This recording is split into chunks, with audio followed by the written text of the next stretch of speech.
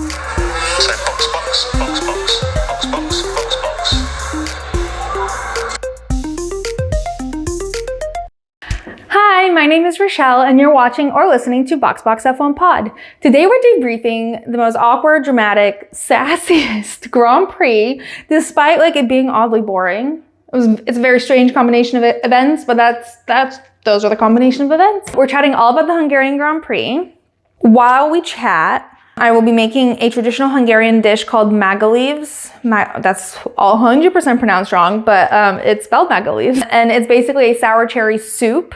And I am making it because it's a traditional Hungarian dish. My mother also bought 40 pounds of sour cherries. So she had a lot. And I was like, why not make sour cherry soup? Particularly when it's tradition? No. And when there were so many sour cherries on track. Looking at you, Lando and Max. Anyway, lots of Soviet vibes with the sour cherries in this house. What you're seeing here, there's some in here, there's some in here, there's some in here. Doesn't even scratch the surface. I will also be drinking. So I tried this. My friends came to visit last week and we tried, we went to the Starbucks Reserve Roastery. There's only 6 in the world. Obviously we have one because it's Seattle. And we had a flight of espresso martinis, and one of them was cherry flavored. And my mother brought this cherry liqueur back for me when she was in Lisbon. And I had an espresso mix. I didn't make the espresso martini myself. So I basically I'm trying to recreate whatever they did for me at Starbucks because it was bomb. But obviously I really half-assed this cherry limon espresso martini. But if you're ever near a reserve, I highly recommend you go and try their espresso martini flight. Anyway, we will be discussing today the drama on track and definitely the drama that's going to follow some of the teams way, way, way off track. Looking at you, Zak Brown. But before we get into that, it's time for the digital warm-up. Lap 1, F1 news. While I talk, I've depitted about half the cherries and I will continue depitting them. It's an arduous process. So Kevin Magnussen has decided to leave. Actually, that's a bold-faced lie. Kevin Magnussen was fired. Kevin Magnussen will be parting ways with Haas at the end of 2024. Not his choice, but as he said in some interview, losing a seat in F1 really has very little to do with your skill set, which is unfortunate. And Gunther was on the Red Flags podcast. He said that Kevin did reach out to him to ask for the number of some of the team principals. So Kevin is doing work, but then again, we're all waiting on a certain someone, and that certain someone is Carlos Sainz. He still seems to be the missing piece in the 2025 drivers lineup. Pierre Gasly was asked what he thinks of the lineup next year, and he said he's eager to welcome the fastest guy, and we all know who that is. It's Carlos. Of the available drivers, it's definitely Carlos. So Pierre is excited to welcome him to Alpine. Carlos was asked if he'd made any decisions about his future, and he said he was busy watching the Euros, and he, in fact, did not make any decisions about his future. He's funny. Red Bull seat is also still up for debate, despite them offering a multi-year contract again to Checo. Dr. Helmut Marko said that they will make a decision about the seat after Spa. My assumption is that translates to there's a performance clause in his contract that indicates that they're not allowed to act until the summer break, basically. They can't enact the performance clause until then. Yuki got asked if he wants that seat, and Yuki said he did think it would be weird if Liam Lawson got the Red Bull seat over him. I don't know. It's such a difficult thing. I don't know who's right for that seat because I think it plays a really huge mental toll on the person. But I do see Yuki's point. Liam did perform really well the few times that he sat in the RB, but Yuki has demonstrated consistent improvement, performance, consistency, and commitment to the Red Bull family, and he comes with a lot of money. So I think that should be rewarded, despite me loving Liam Lawson. I do think Yuki needs to be rewarded. And I did love Pierre sticking up for Yuki, saying, I hope he was at least considered for the Red Bull seat. I don't know if he was even considered before Checo was offered the first thing, but I do hope he's considered this time around. All right, lap 2, off-duty F1. So in some of our random pieces of news, in case you haven't heard, we had the global IT shutdown on Friday from the company CrowdStrike, which is a cybersecurity company, not Microsoft. Got to put that out there. People keep calling it a Microsoft outage. It was not a Microsoft outage.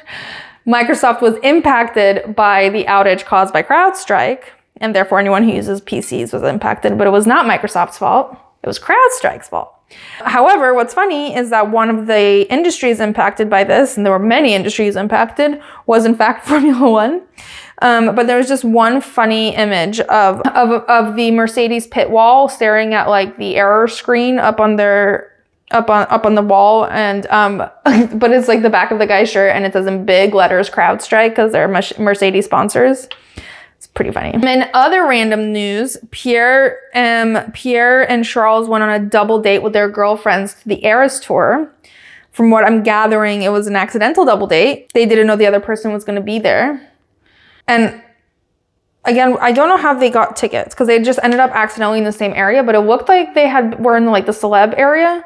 So I wasn't sure, how did they accidentally end up in the celebrity area together? When he said area, maybe he just meant we were both in the tent and didn't know. Everyone had kind of assumed that Pierre and Kika had never indicated they were any sort of Taylor Swift fans, not in a bad way. I think Kika literally had said that she's not a huge Swiftie, but she just doesn't really know her music. But I assumed that the tickets had come from them because of Travis and Alpine. Maybe their tickets did come from there, and then Charles and Alex just attended on their own, or maybe they all just bought their tickets and thought it'd be fun. Alex is definitely a Swiftie. She was belting the 10-minute version of, I have the whole thing memorized and I can't remember the name of the song. The 10-minute version. You know which one I'm talking about.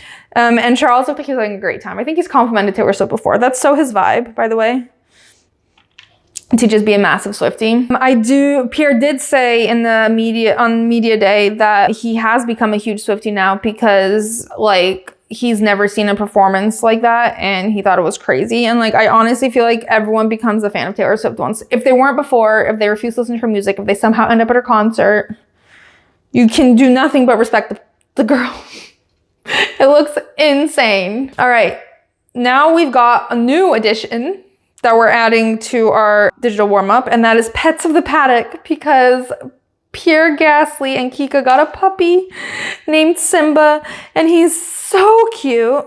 And that makes him the latest puppers to join the Paddock squad. And I'm obsessed. They're going to have to start getting official dog stuff, a place for them to go to the bathroom, handlers, dog walkers. It's going to become a whole budget category for F1. But the puppy's very cute. I love that they got a puppy together. And then speaking of existing dogs of the paddock, Leo and Roscoe finally met. I think their hospitalities were right next to each other last week or 2 weeks ago. And so they finally staged a meetup. And it was very cute. They posted a joint post on Instagram of them meeting. And Roscoe just looks huge and unbothered. And Leo's a puppy still, and literally the size of Roscoe's paw. Not that Roscoe's big, but compared to Leo. And it was very cute. I really honestly can't wait until next year when we've got a full Ferrari puppy paddock. And I must know if you guys might have seen in some of my videos before, I have a Ferrari dog bed for my dog Yoshka. And I really need to know if Charles and Lewis are aware of this contraption and whether they will be getting matching Ferrari dog beds for their dogs. And I will assume that if they do, it was because of me. Moving on, I've called this section We Like Sports and We Don't Care Who Knows, because my God, F1 drivers love a sport. And last Sunday was a big day for sports. Like, thank God we didn't have a Grand Prix, because there was the Euros finals, the Copa America finals, and Wimbledon finals. And our drivers were tuned in. George Russell, pre-final, I think it was semi-final. George and Djokovic met up, took a picture together. George was in his like full-on suit. There was also a picture of Pierre Gasly with Carlos Alcaraz, who ended up winning. And Carlos posted a story congratulating Carlos. Carlos has gotta stick up for Carlos's, you know? And then there was the Euros final. George and Carmen posted a cute selfie on the way to the Euros final, since they're facing off with each other. Like, sort of like going like, grr. It was really cute. And there was another shot, like a fan shot at the actual finals of George sitting just a couple rows below Harry Styles and James Corden. The funniest moment for me personally was Lando attended the Euros, and we were watching it, and I had like turned away for a second, and my mom goes, "It's Lando, it's Lando." And I was like, "What?" And we rewinded, and it was Lando. My mom's getting really good at recognizing them. But Lando attended the Euros final with Jimmy Butler, who is a huge F1 fan and specifically a huge Lando fan as well.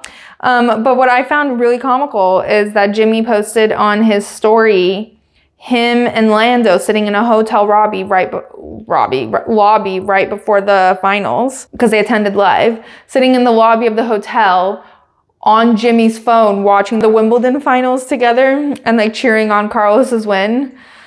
It's just such a random amalgamation of sports, and I think I could have also I think it would have been fine if it was like Lando watching the Wimbledon finals at the Euros finals with another like European athlete. But I think the fact that it was Jimmy Butler like really threw me off. Also, in the follow-up of the Euros final this weekend in Hungary, someone clocked Lando's parking spot, which had his name on it.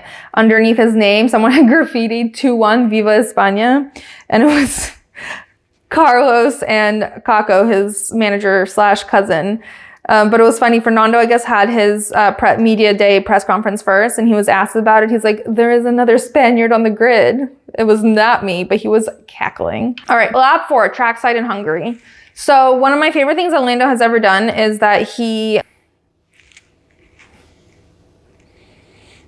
if you remember, throwback to last year in Hungary, when he did his infamous, I should say, bottle smash and broke Max's trophy, which had been a porcelain cup designed and made over an unthinkable number of hours by local Hungarian artists. He broke it and they had to have it redone, and they had like a whole thing where they came to Monaco to deliver the new trophy, and everyone's like, "Oh, Lando, don't touch it." And now like it became like a whole thing. Lando breaks trophies. So he had that team design his helmet with the same design that was on the trophy last year, and I thought that was a really fun callback on his part. So in other news, and this is very strange to me, but everyone became like obsessed with Max's bedtime the day before the race. So he was doing another 24-hour Sims race. And if you recall, the last time he did one, he went on to win the race. Slightly different circumstances in that his car was a bit better and he was sort of leading from the get-go, and it was probably a slightly lower lift, which is all I'll give to the people that are critiquing his bedtime, because let it go. Nico Rosberg brought it up before the race, and he was like saying how Lando went to bed at 11 and woke up at whatever, and he got a correct number of hours of sleep because and he had a specific thing for breakfast, and look at him, he's so disciplined, and Max is just complacent now, and that's why he's going to bed at 3 a.m. and competing in Sims races because he doesn't give a fuck. Like, Nico, please. Like, that is just so not true. First of all, I remember last time when everyone was talking about Max's bedtime and how it's hilarious that he won that race, and that like he also won the Sims race and like all that stuff, and how he could do it on so little sleep. And Lando was like, "Well, I also I went to bed at like whatever, but I didn't sleep. I was watching other stuff." So the fact that you for some reason know the exact time Lando went to bed and the exact time he woke up and exactly what he had for breakfast doesn't mean any of that actually happened. I go to bed. I'm never asleep at the time I go to bed.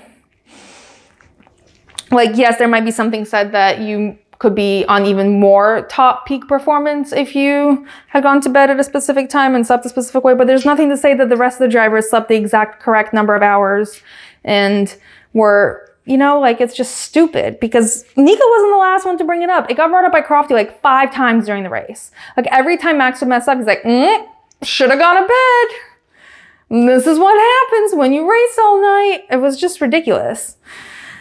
I'll talk about it later. But with that very sleepless note, we end the digital warm-up. On to the race rhyme. Welcome to the Hungarian Grand Prix, where we had more drama than you could believe. Before we launch into all the happenings that occurred on Sunday, did you know Max got like no sleep last night because he's a Sims junkie? Anyways, when the lights went out, Oscar sure did go. He took the lead while Max went off track to overtake Lando, which is a no-no.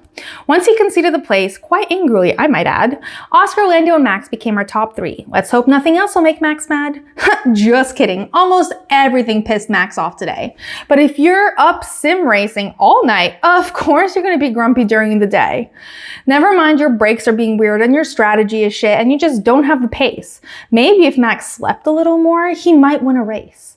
Meanwhile, over at McLaren, Oscar is thriving in P1. So naturally, McLaren pit Lando first because I actually think they might be fucking dumb. Oh, but there was the threat from Lewis, who was nowhere even close. So McLaren was like, let's undercut our own driver. Zak Brown, I have some notes. Because what are you going to do when Oscar comes out and needs to make up the gap you've created? Oh yeah, great idea. Let's beg Lando to give the spot back. That'll make everyone elated. Except that's exactly what McLaren decided was a super great idea. Desperately ask Lando to do his duty for the team and the country or some similar word diarrhea. Meanwhile, Max tried to overtake Lewis, but launched up into the air and into P5 instead. He finished the race, but P5, please, Max, maybe you should just go to bed. GP wasn't the only one getting non-stop comebacks on 4.1 sassy FM. Lando was getting progressively more unhinged, giving us some great gems. In Lando's defense, the radios he was getting were wild and he was only matching the vibe he was receiving. Because tell me why McLaren's pit wall was giving Friday Night Lights trying to get all up in Lando's feelings. When Lando finally gave the spot back to Oscar with 3 laps left, everyone breathed a sigh of relief, but we were all still rather distressed. McLaren put Lando in an awkward situation and made Oscar's well-deserved first win an awkward operation. The internal drama this will cause is a tale for later, specifically DTS Season 7, which will only make the drama greater. But right now, let's focus on Oscar's incredible performance and first F1 win. Mama Piastri has even canceled Pilates for the occasion. We have one more race left until the summer break. Think that'll give you some time off from the drama? Please, give me a break. Okay, on to analysis. So starting with quali, it was raining or about to rain, or there was a rainy vibe. They just kept bringing up rain, but I didn't actually see any rain. With 6 minutes left to go of Q1, Checo crashed out. I'm not sure if it was entirely his fault, but he still crashed out. Logan and Alex almost made it into Q3, but were knocked out in Q2, but it was still exciting, and he still outqualified Checo. And then in Q3, again, first quote of Q3, if the rain is coming in, it's not coming in. Like, that is like the story of F1. It's insane. Yuki Tsunoda had an accident out of turn 5 with like 2 minutes left and there was a red flag and we weren't sure if it was going to get restarted or not. And I felt so bad for Yuki. He just like held his head in his hands and I was just really sad for him. Q3 did restart with about 2 minutes left. Not everyone participated. Fernando didn't participate. I think Max didn't participate because they didn't think they could get better times out. The commentator goes, "This might be the most disappointing 2 minutes of Formula One ever." It was funny. Oscar got really weird instructions. He was like, "You must not drive too slowly out of the pit lane, but you must still drive slowly." And then there was a zoom in on Oscar's face and he was like his eyes just spoke 1,000 words. But anyway, 2 minutes later, Lando got pole. But the starting grid is as follows: Lando, Oscar, Max, Carlos, Lewis, Charles, Fernando, Lance, Daniel, Yuki, Nico, Valtteri, Alex, Logan, Kevin, Checo, George, Guan Yu, Esteban, and then Pierre. And then Pierre had some work done in Park Ferme, so he would be starting from the pit lane. Before we head into the race, I'm going to start assembling this. So I have about a pound of cherries in here. The recipe calls for 2, but I got tired of pitting. So I put all the pitted cherries in here, if you can see. Okay. So I'm using sour cherry juice mixed with water. For some reason, some of the recipes were implying that there should be more juice released from the cherries, but there wasn't. So it's supposed to just cover all the cherries. And then you put in the sugar.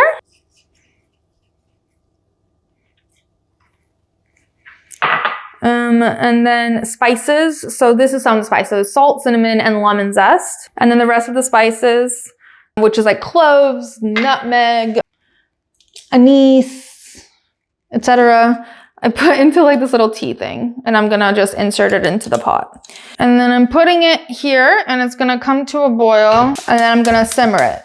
Okay, so I put all the ingredients in. The rest of these ingredients go in a bit later. So there's some sour cream and flour, and I'm gonna mix it with some of the hot cherry liquid from there once it's ready. And then I'll slowly pour that back in, and then it'll cool, and then it'll be done. But until then, we're gonna talk about the race. So I'm not gonna talk about the race in a traditional way. I will talk about the start very quickly, but other than that, I'm gonna talk about Max, and I'm gonna talk about McLaren, because let's be honest, the rest of the race is kind of boring. So starting with the start, Oscar got a really good start. Lando got a terrible start. Actually, I think he said at one point he got a horrible start in the post race, and he's like, well, actually it wasn't horrible, it just wasn't good. But basically, Oscar went into the lead. Max tried to overtake Lando. He did overtake Lando, but he did it by going off track. Max believed that Lando pushed him off and he didn't need to give the spot back.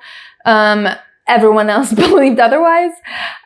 So Red Bull recommended that he give the spot back, and Max was very salty about it. I have a feeling Max was annoyed before everything started, but that certainly started to exacerbate things. However, in general, I think there were several things working against Max today. First of all, the car was not fast. They lacked race pace significantly. Second, he kept complaining. Well, there was some sort of concern with his car, something about the brakes being set to some, I'm not entirely sure, but his brakes weren't working properly for him. And he was struggling with that with the entire race. Then circumstances around him were affecting him. So Lewis undercut him. Max was not pleased about it. But then he spent many laps trying to catch up to Lewis and wasted a bunch of time on that. And I think he was more annoyed about that than the undercut. And then after that, instead of bringing Max in for his second pit stop, they leave him out a bit later again, thinking that it would be more effective and give him more of a lead. But instead, Max gets stuck in the traffic of the back of the grid and slows down even more. When he finally does get another pit stop, he puts on mediums, and because the temperature of the track, it's like 30 degrees in Hungary. It's a bit too hot for mediums. So basically, there's some circumstantial things that are kind of out of his control, but if everything else was going well, none of those would really matter.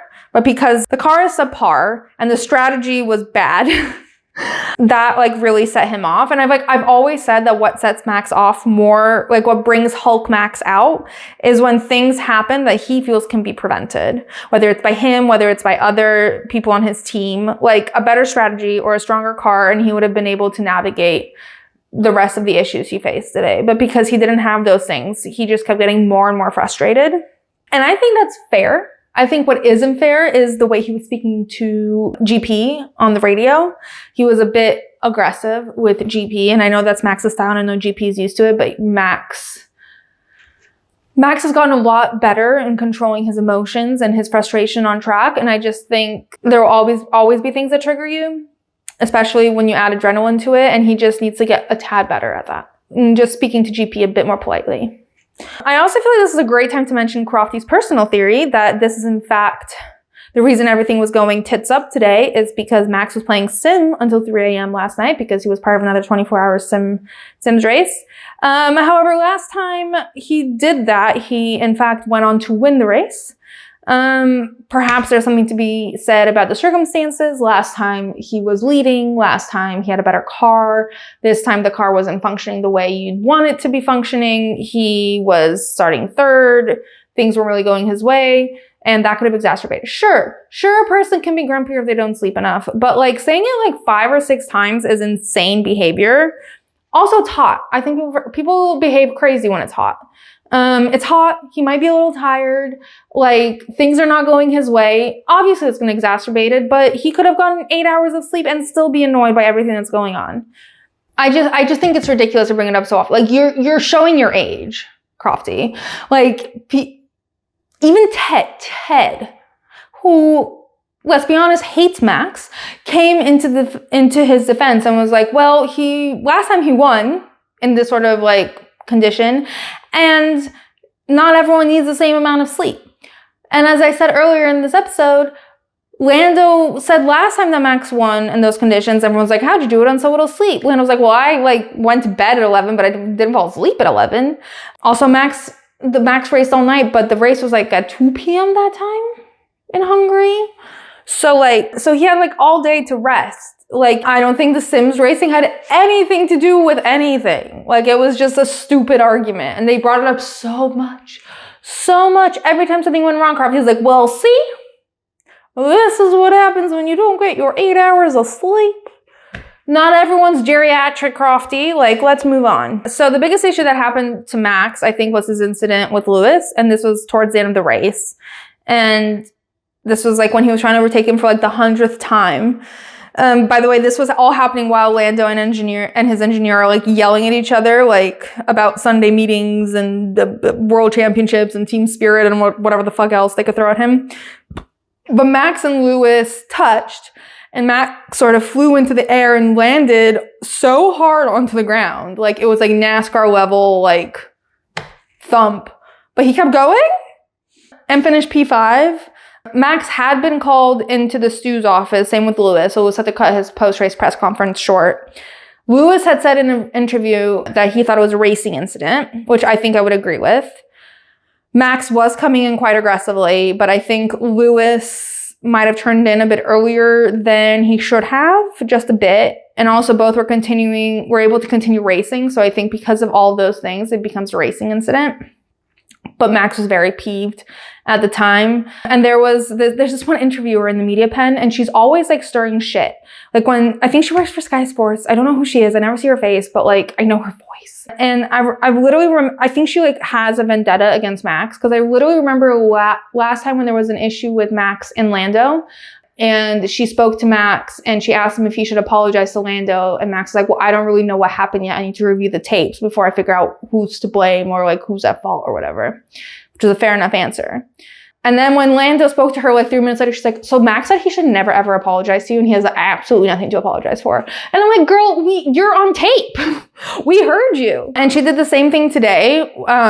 She asked Max about the issue with Hamilton, and Max basically was like, I felt like I did this, and I felt like Hamilton did this, and I feel like because of what Hamilton did, I was forced to do this, and that's why the result happened. But I need to review everything so I know exactly what happened, like from an outside perspective, and then like on track, and then I can comment. And the lady literally turns around and goes to Lewis, so what are your thoughts on Max fully blaming you for everything that happened? And I also thought it was annoying because in the post-race press conference, one of the interviewers brought up, he was like, well, Max said it's your fault. And Lewis was like, well, he's always going to, like, from my side, it's a racing incident, but like, there's always going to be like blame and aggression from his side. And I think that's slightly unfair because Max only said that in the heat of the car. Like, I feel like we really need to take what drivers say in the car out of the equation and what they say after. And again, the response, I need to review what happened, besides like what I saw from like the tiny little window in my cockpit, is a really fair response. And I don't think they should be judged for it. Anyway, I hate this little Sky News lady interviewer person, whoever is stirring all this shit. Usually I'm there for stirring shit, but it's like one way and it's only what Max says. She's only like screwing up what Max says. And it's like she forgets she's videotaped. She's live on camera. We know what she's saying, what he's saying back. She also did ask him if he should apologize to the team. And Max said, we all need to do better, but like I'm allowed to be vocal on radio, which is a fair response. He could have said, yes, I should apologize to GP. I don't think he fully remembers exactly how he sounded when he spoke to GP, which again, I think upon review, he probably will apologize to GP. But in general, it's a dumb question. Why is Max always being asked who he's going to apologize to now? Like, that's not who he is. I think he makes amends and takes responsibility with the people he cares about the most and in the situations where he truly feels like he's wrong. Him and GP have a very, very strong relationship, and I don't think it would be that strong if he didn't take accountability when it was needed and if GP didn't feel like it was a two-sided relationship. I am also the biggest Max Verstappen apologist on this planet. It's a little disgusting, but I can't change who I am. I will defend him till the day I die. But anyway, let's go through Max's radios because they were truly unhinged today, and it was very comical, but also bordering on insane. So first, at the beginning when Max had just let Lando back through, oh, so we're just letting people push people off track now. You can tell the FIA that's how we're going to race from now onwards. Just driving people off the road. Then Max was like, I'm -5 brakes bias and this thing just doesn't fucking turn. It's just unbelievable. And GP's like, noted. Max, again, it's quite impressive how we've let ourselves get undercut and just completely fucked up my race. Next interaction, GP goes, well, that was a gentle introduction. And Max goes, no, do not give me that bullshit now. You guys, give me this fucking strategy, okay? I'm trying to rescue myself, for fuck's sake. And it was a shit strategy, a little intense on the delivery, but okay. And then after his hit with Lewis, Max goes, yeah, I moved out of braking. And we have officially reached GP's boiling point because his response was, I'm not even going to get into a radio fight with the other teams, Max. We'll let the stewards do their thing. It's childish on the radio. Childish. Now, everyone took that as him calling Max childish, which he probably was. But like, his message is about getting into fights with the other teams on the radio, and I think he's referring to getting fights with other teams on the radio as childish, rather than Max throwing a hissy fit, though that is also childish. Maybe it was just a double whammy for him. I also like that after the race, GP gets on the radio to tell Max that Max will need to be seen by the medical personnel in Park Firm, and Max goes, send the medical team up to the stewards so they can check if they're okay. I feel fine. I love Max when he's sassy, and I feel like GP also loves Max when he's sassy, but all the close-ups of GP looking stressed AF at the pit wall, I felt for him. It's tough. It's tough in the moment, but it's kind of funny afterwards. And I need to believe this, and I do believe this, but I need to believe that Max apologized to GP for how he spoke. He was wearing a curved cap today, and if you're an OG boxer, you will remember we used to have this theory about curved cap versus flat cap Max, and when he was feeling mature and emotionally stable, he wore the curved cap, and when he was Hulk Max, he wore the flat brimmed cap. Max did mention the theory, and I'm still convinced that someone picked up our theory and he heard it from them, because I've not seen this theory anywhere else, but I fully claim that theory. Copyrighted. Max would be wearing the flat brim today, and that's just an alternative ego, and we can't judge someone on their alternative ego, can we? All right, now let's move on to McLaren. Oscar had the better start, leads the Grand Prix for the first 55-ish laps. Then things get messy when McLaren decide that the best course of action is to pit Lando first rather than Oscar when Oscar is leading the race. And their reasoning was that, well, we need to hold off Lewis, when Lewis was nowhere in sight. He was not close enough for them to do that, because yeah, it helped Lando, but he didn't need the help, and it fucked Oscar over. So when they finally do pit Oscar, Lando ends up leading the race, putting Oscar in P2, which theoretically he didn't no, he got it. I guess it's sort of merit in the sense that Oscar didn't physically pause on track to let Lando through, but he was given that by the team. Oscar only lost his position because he was undercut by his own team. Lando immediately gets told that they are going to reestablish the team order, but there's no response from Lando. And since Lando didn't immediately give the place back, he now has a 3.8 second lead on Oscar because of the gap created by their own team. And unless Oscar can catch up to him, it doesn't seem very likely that Lando plans to give the place to Oscar, because that would also sacrifice Lando's race. They don't want to sacrifice it that much. Oscar needs to catch up to Lando. But the reason he's struggling to catch up to Lando is because they pitted Lando first, put him ahead, gave Oscar a worse strategy, and put Oscar into a giant gap in between him and his teammate, and now he's struggling to catch up. So it's all McLaren's fault. So after a couple of messages about the tires, Lando's engineer goes, okay, Lando, radio check please, Lando. And then it goes, yeah, loud and clear, I can hear you. So we've all got confirmation that Lando's just blatantly ignoring his team. So this is when things get literally absolutely ridiculous. And I realize they have no private forms of communication in the middle of the race, but like we can literally all hear you guys. And the level of desperation that begins to creep into these like messages is tragic for everyone involved. Like the increasingly erratic progression of these radio messages is like, it's hysterical. But like, then you remember this is a high level organization that really shouldn't be acting like this. Like these aren't private Slack messages. This is broadcasted around the world. Like, be careful. This is basically how things go. So first it starts with like calm messages about like switching spots. They're clean, they're calm. Like, hey, Lando, we need to give the spot back to Oscar. When that didn't work, they went for like coded hints where they were like, we need to save the tires. As if we don't all know that saving the tires means let Oscar through and slow the fuck down. When they literally get no response from Lando, they literally go like, hey, you up? And Lando's like, I can hear you guys. I'm up. Everything you're saying, I'm copying. Copy. So now that they have confirmation that Lando was just ghosting them, they become more and more desperate. And literally, we switch to emotional blackmail with messages like, I know you'll do the right thing. And remember our Sunday morning meetings? And like, appealing to his Britishness, think how awkward it's gonna be if you don't let Oscar through.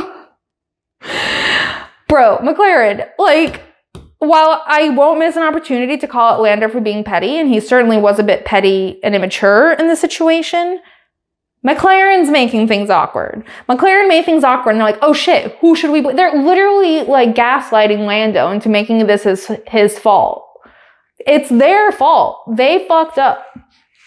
Like he doesn't need like the emotional blackmail of like, but don't you love him? Like that's unnecessary. And it's going to be like awkward no matter what, because at this point you're embarrassing yourself so hard. There's no way it's not going to be awkward. Anyways, when emotional blackmail didn't work, they decided to do their best impression of a high school football coach in a sports movie at like halftime. Like of the big game, like the penultimate finale of the movie. And they come in with like, I wish this was a joke, but they actually said this out loud. The way to win a championship is not by yourself. It's with a team. You'll need Oscar. You'll need us. Like, be so for fucking real right now, McLaren. Like, a really shitty strategy call you made has threatened the trust you spent years building with Lando, and Oscar has to now live with the fact that you've literally begged Lando to let him by. Lando was trying to prove a point, like he was trying to like show that he's the fastest, but this was Oscar's win. So they put Lando first. They literally manipulated it so Lando was first, and they're like, actually, Lando, don't be first. Lando wasn't supposed to be there. It's just all so embarrassing, and it takes away from the fact that Oscar is driving an exceptional race and deserves the win, like through and through. So the best way to sum all of this up was like, Lando was like, I look stupid if I didn't fight to win this, right? And then there was like a safety car and he had just let Oscar pass, and then he like missed a chance to like get the win. So I understand him holding off for the last possible moment, but like what he said in the post-race press conference, he was like, it's not my fault that I was leading the race. It wasn't his fault. McLaren put him there, and then they're like, JK, move. Like, it's rude and awkward for everyone involved, and there's only one culprit. And it's McLaren. Lando's only fault is that he's petty and sometimes kind of immature. Like, the way he acted after the race kind of annoying me. I'll get into that in a second. But, like, I do want to go through Lando's increasingly sassy responses.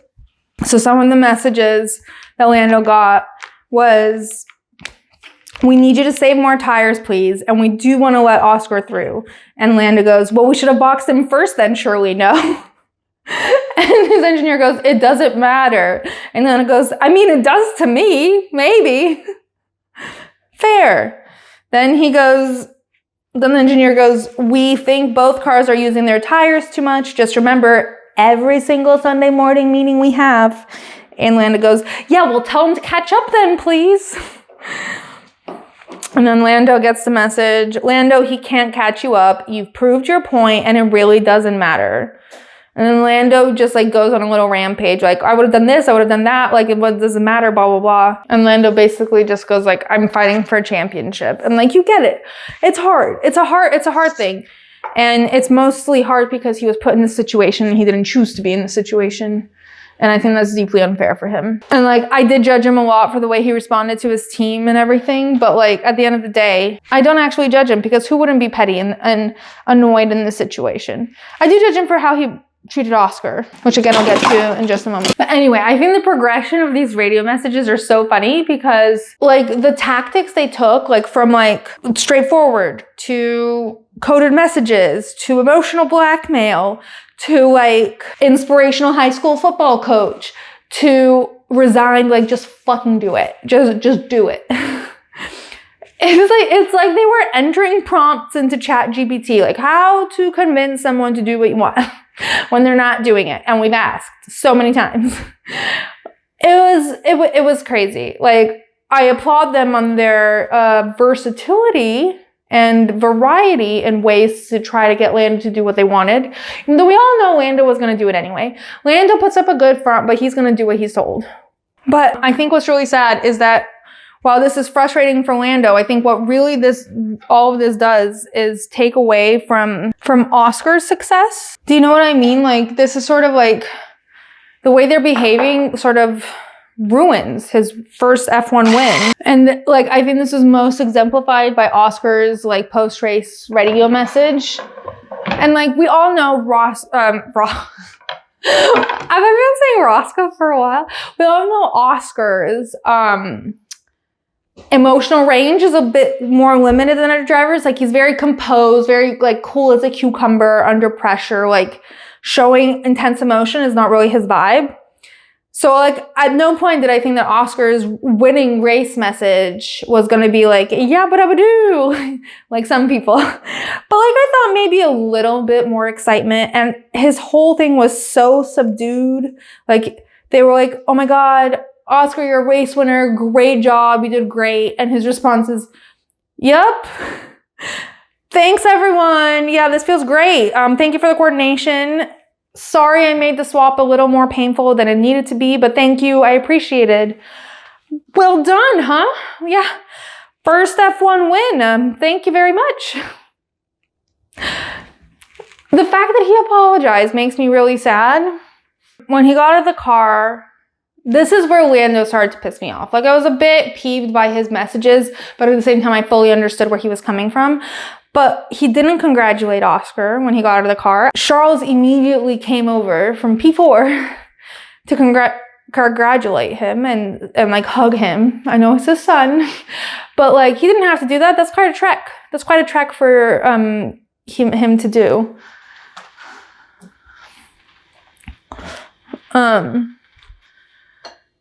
And then like, Oscar came, he got weighed, he immediately ran over to the team to hug them. Okay, so great news. The last 20 minutes of the podcast were not recorded because I ran out of space on my phone and it did not indicate it to me in any way. So here we are. I'm going to speed through the last part. Also, in case you haven't noticed, I've already plated the soup. It tasted great. It looks very Valentine's Day-y. It's very yummy. Doesn't taste like soup. It's kind of sweet, but it's fine. All right. Well, anyway, I think the last thing I said is I feel bad for Oscar.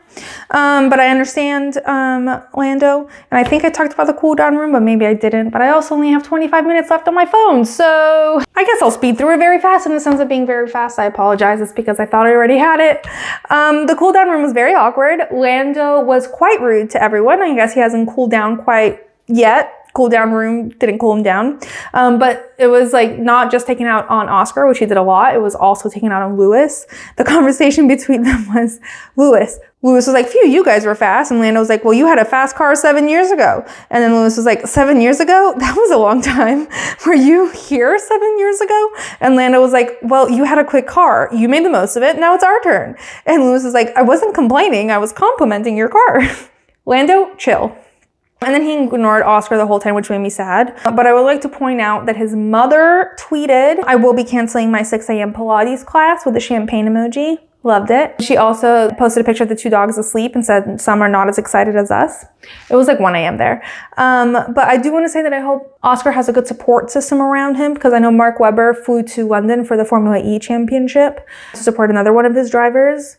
And like, yes, Oscar won, and yes, he seemed confident in that, but like, it is an awkward situation. It'd be nice for him to have some sort of emotional support around him, even though, as we've noted, Oscar is not that emotional of a guy. Anyway, no trophies were broken during the podium ceremony, and we got to hear the Australian national anthem. Always fun to mix things up. There was a funny clip of like Oscar fully moving his trophy out of the way as Lando like went down to slam his champagne bottle. I do want to call out the genius idea to have Nico lead the post-race interviews after the most dramatic, pettiest race of all time, directly reflecting driver relationships and team orders. 10 out of 10. Driver of the day is Oscar. No argument there for me or anyone, because what a race. Fully deserved. Do not want any of this to discount that. And I also want to shout out Lewis, who got his 200th podium. Amazing work. I thought it was really funny in the post-race press conference. They kept asking him about it, and he was like, everyone here is like 20. Please stop bringing that up. I feel really old. I feel that. The dick in the box was so painfully McLaren. I think we could name another couple of very close runner-ups, but it definitely boils down to McLaren and the way they handled both Oscar and Lando. I don't really blame Lando for his behavior on the radio or post-race even, because adrenaline's so running high and like you haven't had time to process anything. You're immediately like hit with a million questions. But he was a bit rude, and he was particularly rude, a little bit rude to Oscar when it wasn't Oscar's fault. It's hard to separate, I get it, but it wasn't really Oscar's fault. And then I would be remiss not to mention Max. The way he spoke to GP was pretty rude. And I understand that's their relationship and that's who Max is and yada, yada, yada. But he should apologize. And I feel like he would apologize, because like in the heat of the moment, he felt everything he was feeling. But once he hears the way he actually spoke, I guarantee he'll apologize to GP. Because again, I don't think GP would have maintained such a strong bond and relationship with him if Max didn't take any accountability. Speaking of Max, I think a runner-up for Dick in the Box is 1,000,000% the commentators, non-stop talking about Max's sleep schedule. So the results of this race were Oscar, Lando, Lewis, Charles, Max, Carlos, Checo, George, Yuki, Lance, Fernando, Daniel, Nico, Alex, Kevin, Valtteri, Logan, Esteban Guan Yu, and Pierre DNF'd due to a hydraulic issue, which is actually quite sad because he was doing pretty well considering he started in the pit lane. I think at one point he was close to the points or in the points. So it's really sad that a technical issue took him out yet again. The driver's standings for the top 10 are Max with 265, Lando with 189, Charles with 162, Carlos with 154, Oscar with 149, Lewis with 125, Checo with 124, George with 116, Fernando with 45, and Lance with 24. I know Lando was worried that people would judge him for caring about the driver's championship when he's so far behind Max, but he should care about the driver's championship. That's literally his job. Like, obviously you should care. That's not what people are annoyed about, and I think that's where Lando's problem might be, is that he doesn't fully grasp where people would be annoyed at him or what they'd be annoyed at him for, because it's not him caring about the world's drivers' championship. The Constructors' Championship is Red Bull with 389, McLaren with 338, Ferrari 322, Mercedes 241, Aston 69. What a fucking jump.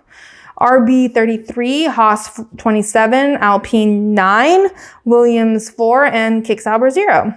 And that's it for the Hungarian Grand Prix. Sorry for the sped up last 20 minutes. That turned out to be probably like 4 at this rate. Next up is Spa, which will be the final race before the summer break. Given how much drama and versatility we've had in the races so far, I can't imagine that Spa will not deliver something exciting and fun. And if it doesn't, there's always silly season that comes right after that. And we've got a lot of loose ends to tie up. Will Checo stay with Red Bull? Where is Carlos going? I'm sure he knows. Carlos is so anal. There's absolutely no way that like his thing, like I was watching the Euros, I didn't have time to think about my career, is true. Carlos is exclusively thinking about his career. But anyway, make sure you subscribe, share with any potential boxes, and email me any thoughts, suggestions, questions for topics. Send me content that I might have missed, because I miss a lot. There's only so much one gal can handle. And I just love talking to you guys. So in the meantime, make sure you follow at BoxBoxF1Pod to keep up in between races. And until Spa, Box Box.